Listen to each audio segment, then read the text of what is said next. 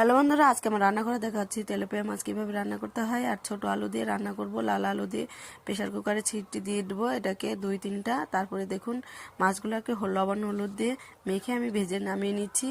তারপরে দেখুন আমি লাল আলু সেদ্ধ করা ছোলাও হয়ে গেছে, ওই আলুটা আবার ওই তেলেই দিয়ে দিব। দিয়ে দেওয়ার পর এই যে দেখুন লবণ হলুদ দিয়ে দেবো আর কয়েকটা কাঁচা লঙ্কা বাটানো দেবো। তারপরে দেখুন এখানে নিয়ে নিয়েছি আদা আর শুকনো লঙ্কা বাটা সুন্দর করে বেটে নিয়েছি পাটায়।